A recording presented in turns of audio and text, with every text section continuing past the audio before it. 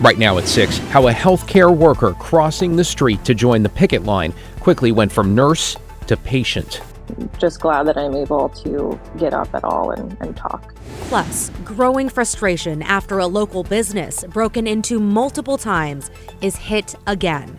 To see this place demolished, it's hard.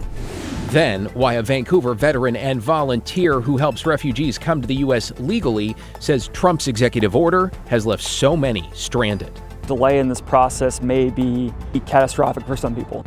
And later, a Clackamas County man finds someone's drone hovering a little too close to home. The gray area in Oregon's law on drones and privacy.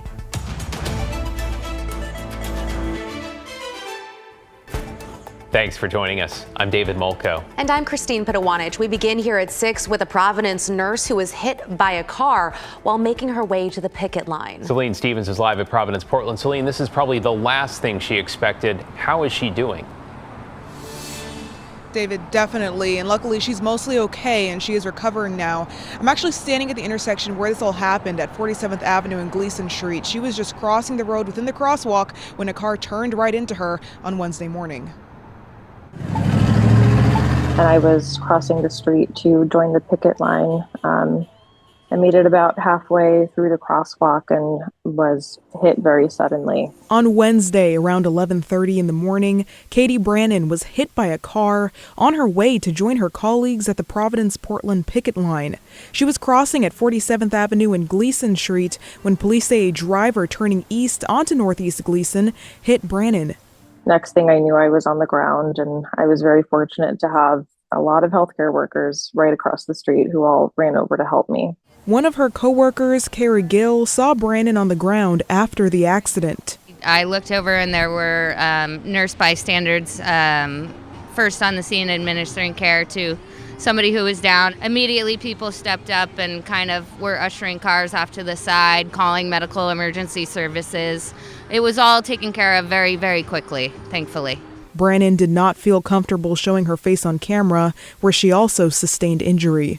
It's been a hard couple of days. I'm still having a lot of pain, hard for me to get around. I'm just glad that I'm able to get up at all and talk. Brannon says she suffered a contusion to her tailbone, sprained her left knee, experienced significant bruising, and lost one of her front teeth as a result of the hit. I felt very comforted in a really scary time. They took really great care of me, and I kind of got to experience being the patient for the first time. She says she felt most comfortable being treated at Legacy Emmanuel due to the strike. She's had to pay out of pocket for her emergency dental work, so Gil and other colleagues set up a GoFundMe that's already raised over $5,000 to help her financially, as she's also been out of work due to the strike. It's unfortunate that we've had to resort to crowdsourcing for medical care, but this is unfortunately the world that we live in right now.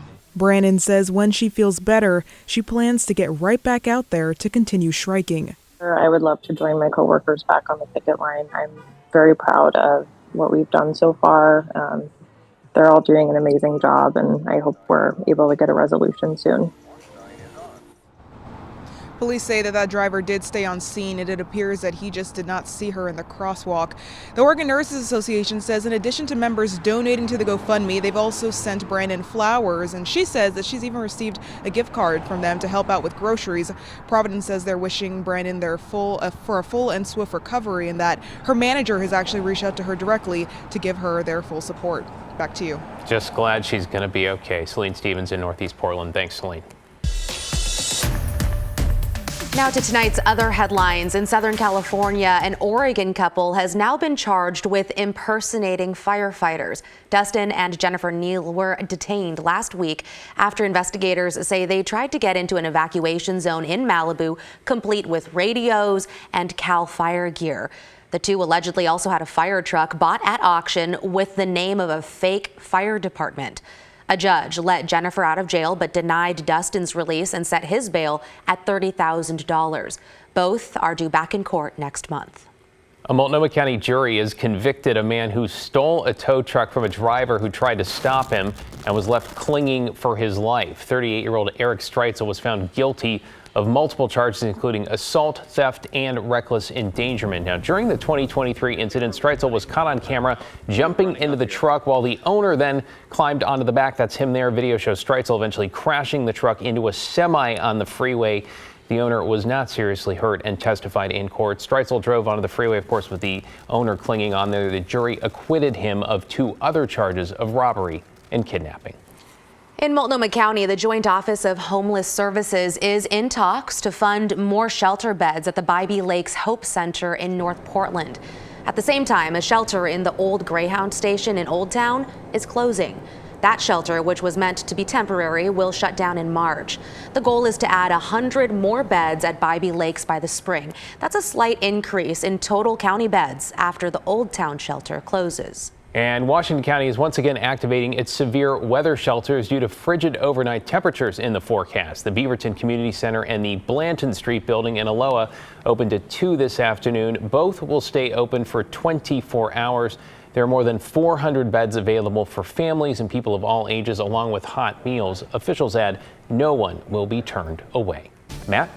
All right, David, with the clear sky, it is going to get cold again overnight tonight, but it was warm this afternoon. We made the 50s in the valley, still 43 out of Lincoln City at the coast. But from about, after midnight through about 9 a.m., that's when it's going to get cold. We'll see temperatures drop below freezing. You'll have some frost on the windshield. There could be some slippery spots and some walkways out there and railings with the frost. So be aware of that because it's going to be cold. We'll see temperatures dropping down below 30 degrees yet again, which we did in much of the viewing area this morning, but Portland dropped to only 30, Vancouver 26, Troutdale 30.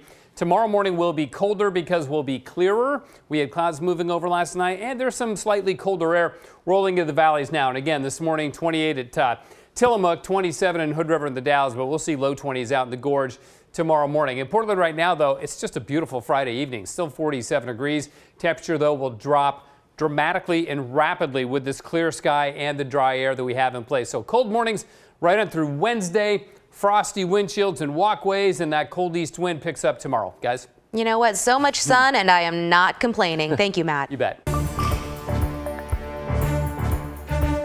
A bar that prides itself on LGBTQ plus inclusivity has been broken into or vandalized for the 3rd time in just 4 months. The suspects recorded on surveillance video outside the Escape Bar and Grill in Northeast Portland. Devin Haskins is live at the business tonight. So, Devin, what did the owner tell you? Oh, she tells me that the thief didn't get away with any money, but when you take into account the cost that it takes to replace the 2 windows that were broken, on top of the other cash that was stolen in a previous break-in and the vandalism done at another break-in, she says she's out almost $12,000.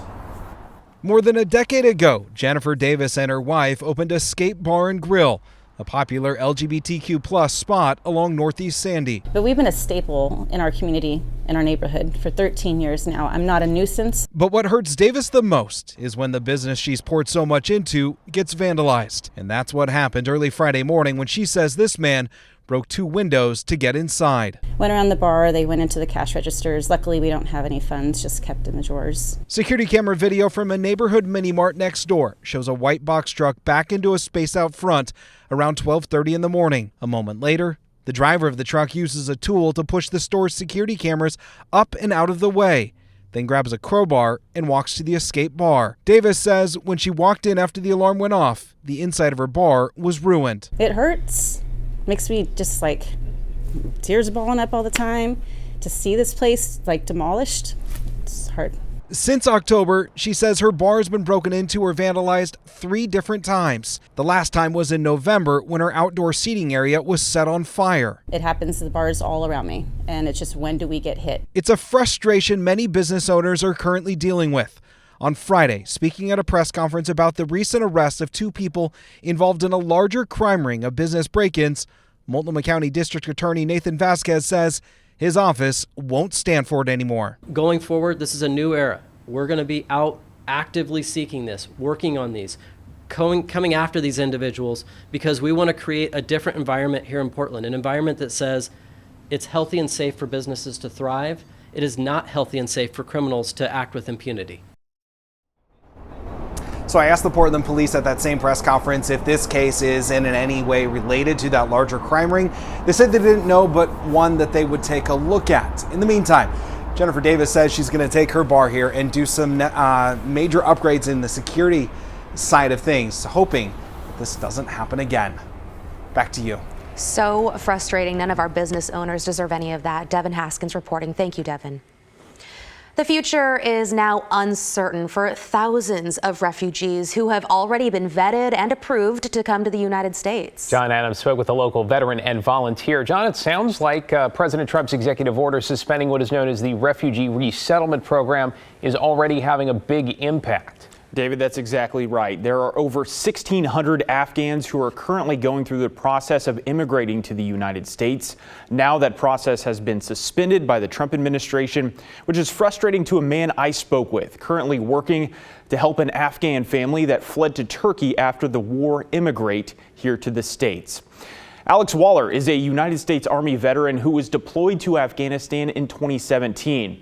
He is now a volunteer case manager for a network of former military and civil servants. The goal of that group is to help Afghans who assisted U.S. troops in Afghanistan immigrate safely here to the United States and escape possible retribution from the Taliban.